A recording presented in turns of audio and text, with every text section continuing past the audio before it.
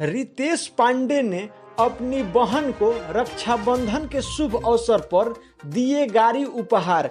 नमस्कार प्रणाम। Bhojpuri speed news के डिजिटल प्लेटफॉर्म पर रौरा सभे के तहे दिल से स्वागत अभिनंदन बा।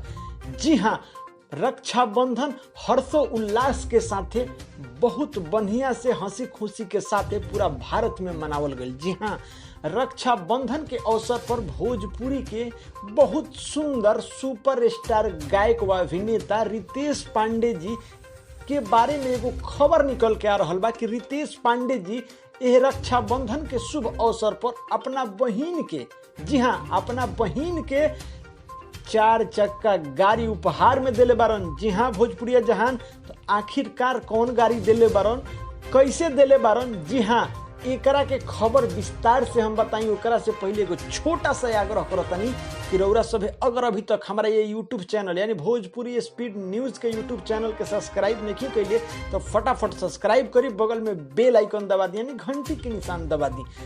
अगर ई न्यूज रौरा फेसबुक पेज पर देखतनी तो पेज के भी फटाफट फॉलो कर दी। जी हाँ, अब हम देर ना करते हुए खबर के तरफ लेके चलतनी तो बता देना चाहते हैं कि भोजपुरी के सुपरस्टार गायक व अभिनेता रितेश पांडे जी के खबर बहुत बड़ा निकल के आ रहा बा कि रितेश पांडे जी ये रक्षाबंधन में अपना बहिन के 4 चक्का गाड़ी उपहार दिले बारन। जी हाँ भोजपुरिया जहान, रौरा लोग को भी बता देहल चाहते हैं, हालांकि अभी एक और पुष्टि नहीं हो पा रहा। जी हाँ, खबर तो बहुत ज्यादा वायरल हो रहा बा, ट्रेंड करता कि रितेश पांडे जी अपना बहिन के 4 चक्का गाड़ी उपहार में दिले बारन, लेकिन इनमें कितना सत्यता बा अभी केहू एकरा के पुष्टि नहीं कैले। हालांकि रितेश पांडे जी अपना फेसबुक पेज या इंस्टाग्राम आईडी पर रक्षाबंधन के फोटो पोस्ट जरूर कैले बारन, लेकिन वह पोस्ट में कहीं भी जिक्र नहीं कैले कि हाँ रितेश पांडे जी 4 चक्का गाड़ी अपना बहिन के उपहार में दिले हो।